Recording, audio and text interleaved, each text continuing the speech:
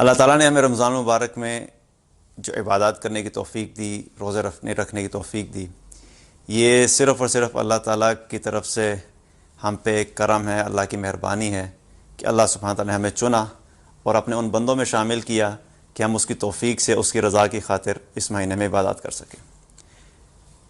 ہم نے روزے رکھے اللہ کی توفیق سے، ہم نے نمازیں پڑھیں اللہ تعالیٰ نے توفیق دی، ہم نے ذکر و اذکار کی اللہ کی توفیق سے، قرآن پڑھا اللہ تعالیٰ کی توفیق سے۔ بہت سے لوگوں نے توبہ کی اپنے پچھلے زندگی کے اوپر، گناہوں کے اوپر، یہ بھی اللہ کی توفیق تھی۔ بہت سے بھائیوں نے داڑھی رکھی، یہ بھی اللہ کی توفیق سے۔ بہت سی ماؤں بہنوں نے پردہ شروع کر دیا اللہ کی توفیق سے۔ تو یہ سب چیزیں ہمارے لیے کس چیز کی نشانی ہے کہ اللہ سبحانہ و تعالیٰ نے ہمیں چنا اور اس قابل سمجھا کہ ہم اس کے ایسے بندے بن جائیں کہ جو رمضان میں داخل ہونے سے پہلے تو بڑے گناہ گار تھے، لیکن جب رمضان المبارک میں داخل ہوئے تو انہوں نے اپنی زندگی کو تبدیل کیا، انہوں نے اس چیز کو دکھایا اللہ تعالیٰ کو کہ یا اللہ ہم جیسے بھی گناہ گار بندے تھے، لیکن آپ نے جب ہمیں موقع دیا، آپ نے جب ہمیں اپنی اطاعت کے لیے پکارا تو ہم آپ کی اطاعت کے لیے ٹوٹے پھوٹے طریقے سے ہم نے عبادت کرنا شروع کر دی۔ یہ ہماری طرف سے بھی ایک نشانی ہے، ایک عمل ہے کہ آپ یہ دیکھ لیں کہ ہم آپ کے بندے ہیں اور ہم آپ کی عبادت کرنے کے لیے تیار ہیں۔ تو یہ صرف اور صرف اللہ کی توفیق سے ہی ہوا۔ لیکن اب اصل چیز کیا ہے کہ رمضان المبارک میں جب ہم داخل ہوئے تھے تو جو بھی گناہ تھے وہ اللہ تعالیٰ نے ہمارے گناہوں کو معاف کر دیا تھا۔ نبی صلی اللہ علیہ وسلم نے ایک حدیث میں فرمایا کہ جو شخص بھی رمضان المبارک کے روزے رکھتا ہے، پچھلے رمضان سے لے کے اس رمضان تک کے سارے گناہوں کو اللہ معاف کر دیتا ہے۔ غفر لہ ما تقدم من ذنبہ، اس شخص نے جتنے بھی گناہ کیے ہوتے ہیں اللہ تعالیٰ پچھلے سارے گناہ معاف کر دیتا ہے۔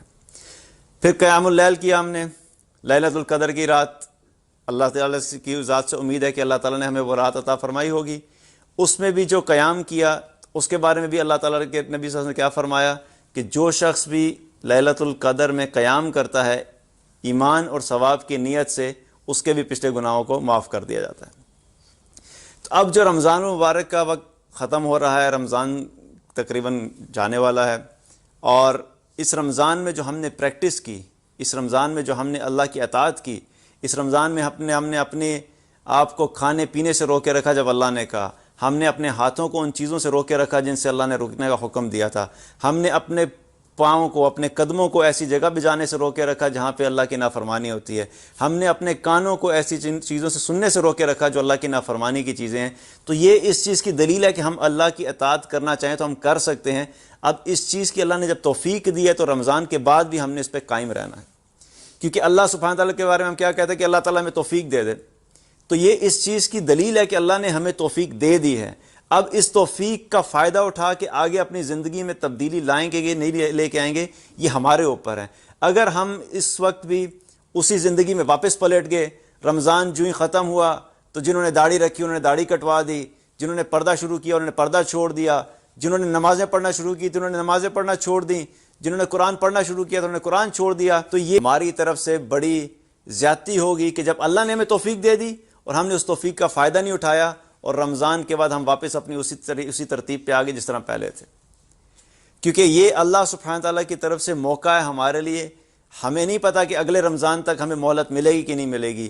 اللہ سبحانہ تعالیٰ یہ چاہتا تھا کہ اس رمضان میں تم میرے پاک صاف بندے بن جاؤ، تاکہ اگر ہم اس رمضان کے بعد اس دنیا سے چلے گئے تو کم از کم اس حال میں جائیں کہ ہم نے توبہ کی ہوئی تھی، ہم نے اللہ کو راضی کیا ہوا تھا، پچھلے سارے گناہوں کو معاف کروا لیا تھا۔ تو اب جو زندگی شروع ہونی ہے رمضان المبارک کے بعد، جتنے بھی اعمال ہم نے رمضان المبارک میں شروع کیے ہیں ان کے اوپر قائم رہنا ہے۔ ہم نے نماز رمضان کے بعد بھی پڑھنی ہے، نماز کا حکم رمضان کے علاوہ بھی ہے۔ نماز صرف اللہ تعالیٰ نے رمضان کے مہینے میں فرض نہیں کی، رمضان کے علاوہ بھی نماز فرض ہے۔ آپ صلی اللہ علیہ وسلم نے فرمایا نماز چھوڑنے والے کے بارے میں اتنے سخت الفاظ ہیں کہ آپ صلی اللہ علیہ وسلم نے فرمایا کہ بین العبد و بین الکفر ترک الصلاۃ، بندے اور کفر کے درمیان جو چیز فرق کرتی ہے وہ نماز ہے۔ اتنے سخت الفاظ کسی بھی گناہ کے لیے نبی صلی اللہ علیہ وسلم نے نہیں فرمائے جو کہ آپ صلی اللہ علیہ وسلم نے نماز چھوڑنے والے کے لیے فرمائے ہیں۔ شراب پینا، چوری کرنا، زنا کرنا، موسیقی سننا، والدین کی نافرمانی کرنا، سود لینا، یہ سارے بڑے گناہ ہیں، لیکن کسی بھی گناہ پہ اتنے سخت الفاظ نہیں آئے جتنے نماز کے چھوڑنے پہ آئے ہیں کہ بندے اور کفر کے درمیان جو چیز فرق کرتی ہے وہ نماز ہے۔ تو نماز رمضان المبارک میں پڑھنی شروع کی ہے تو انشاءاللہ تعالی رمضان کے بعد بھی اس پہ قائم رہنا ہے. ہم نماز کے اوپر قائم رہیں گے انشاءاللہ اللہ کی مدد سے. قرآن پڑھنا شروع کیا. قرآن اللہ تعالیٰ نے ہمیں جو دیا وہ قرآن اللہ تعالیٰ نے ہمیں صرف رمضان کے لیے نہیں دیا تھا کہ صرف رمضان میں پڑھیں گے. رمضان میں پڑھنا شروع کر دیا ہے, اب اس قرآن کے ساتھ تعلق قائم رکھنا ہے. رمضان کے بعد بھی ہم نے اس قرآن کو روزانہ پڑھنا ہے. ٹھیک ہے, اگر رمضان میں ایک پارہ روزانہ پڑھ رہے تھے اور آپ سمجھتے ہیں کہ پورا ایک پارہ روزانہ نہیں پڑھا جا رہا, لیکن کم سے کم ایک رکوع روزانہ ضرور پڑھنا ہے. ہم نے اللہ کی اس کتاب سے جو فائدہ رمضان میں حاصل کیا, یہ فائدہ ہم ساری زندگی حاصل کر سکتے ہیں, اور یہ فائدہ ہم نے ساری زندگی حاصل کرنا ہے.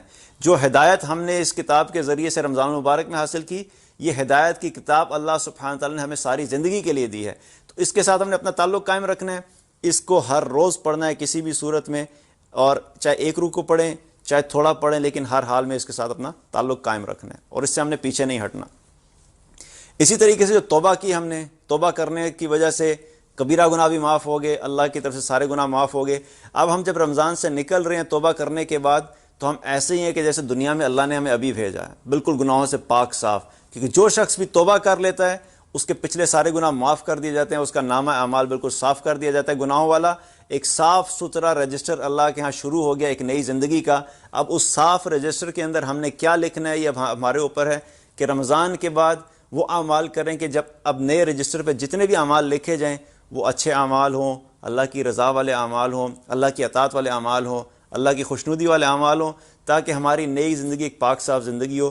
اس توبہ کی بھی حفاظت کرنی ہے, جن گناہوں سے توبہ کی تھی ان گناہوں سے دور رہنا ہے, اور رمضان کے بعد بھی توبہ کی عادت اپنے اندر رکھنی ہے. ہم نے توبہ بھی اللہ تعالیٰ نے صرف رمضان المبارک کے لیے نہیں دی, ہمیں توبہ ہر روز کرنی ہے.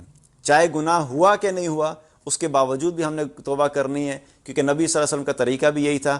آپ صلی اللہ علیہ وسلم دن میں 70 دفعہ اور ایک روایت میں آتا ہے 100 دفعہ اللہ کی بارگاہ میں توبہ کیا کرتے تھے. آپ صلی اللہ علیہ وسلم کے تو اگلے پچھلے گناہ معاف تھے, لیکن اس کے باوجود وہ توبہ کیا کرتے تھے دن میں. تو اس کا مطلب کیا ہے کہ ہم نے اس توبہ کی جو عادت رمضان المبارک میں ہر روز اللہ کے سامنے ہم نے توبہ کی, گناہوں سے معافی مانگی, اس عادت کو بھی ہم نے رکھنا ہے کہ روزانہ اللہ کی بارگاہ میں توبہ کرنی ہے, تاکہ اگر کوئی خدا نخواستہ گناہ ہو جاتا ہے تو اللہ تعالیٰ ساتھ ساتھ اس گناہ کو دھوتا چلا جائے. تو مقصد کیا تھا؟ لعلکم تتقون, تقوی حاصل کرنا تھا. وہ جو تقوی حاصل کرنے میں اللہ نے ہماری مدد کی کہ اللہ تعالیٰ نے شیطان کو بند کر دیا تھا, جہنم کے دروازے بند کر دیے تھے, تاکہ میرے بندے اس تقوی کے آبجیکٹیو کو حاصل کر لیں. تو یہ جو پریکٹس کی ہے ہم نے 30 دن کی اور 1 مہینے کی پریکٹس جو کی ہے, یہ وہ پریکٹس ہے کہ ہم نے اپنا اگلا باقی سال کیسے گزارنا ہے. اصل پریکٹس اس چیز کی ہے. تو اس چیز کو ذہن میں رکھنا ہے کہ یہ اعمال ہم نے اس لیے سیکھے ہیں کہ ہم نے آگے کیسے ان اعمال کو اختیار کرنا ہے. یہ اس لیے نہیں سیکھے تو 30 دن میں صرف اختیار کرنا ہے. تو آگے کی زندگی میں ان تمام اعمال کو ہم نے ویسے ہی کرنا ہے, ویسے ہی ہم نے اللہ کی اطاعت کرنی ہے جیسے رمضان المبارک میں کی. انشاءاللہ تعالیٰ جب ہم اس اطاعت والی زندگی پہ قائم رہیں گے, کیونکہ ایک چیز یاد رکھیے, انسان کی زندگی جس چیز پہ گزرتی ہے اس کا خاتمہ بھی اسی چیز پہ ہوتا ہے. ایکسیپشنز کی بات نہیں کر رہا, کوئی ایکسیپشنل کیس ہو تو اس کی بات نہیں کر رہا, لیکن جس چیز پہ آپ کی زندگی گزری ہوگی آپ کا خاتمہ بھی اسی چیز پہ ہوگا. اگر زندگی اللہ کی نافرمانی پہ گزری ہے ساری زندگی, اللہ توفیق دے دے کسی کو آخری وقت میں توبہ کی, میں اس کی بات نہیں کر رہا, لیکن جو اللہ کا قانون ہے ساری زندگی اطاعت والی زندگی گزاریں گے تو اللہ کی رحمت سے امید ہے کہ انشاءاللہ خاتمہ بھی اطاعت والی زندگی پہ ہوگا. لیکن اگر ساری زندگی گناہوں میں ہی گزاری, کیونکہ بہت سارے ایسے کیسز ہوتے ہیں کہ جو اللہ کی نافرمانی والے کام کرتے رہے تو آخری وقت جب آتا ہے ان کو کلمے کے لیے بولا بھی گیا تو وہ کلمہ نہیں پڑھ سکے. جو ہم نے اب رمضان مبارک کے مہینے کے بعد جو زندگی گزارنی ہے وہ اللہ کی اطاعت والی گزارنی ہے, تاکہ اطاعت والی زندگی گزرے اور اللہ سبحانہ تعالیٰ ہمیں اپنی اطاعت کے اوپر ہی ہمارا خاتمہ بالخیر کرے. یا ایھا الذین آمنوا کتب علیکم الصیام کما کتب علی الذین من قبلکم لعلکم تتقون.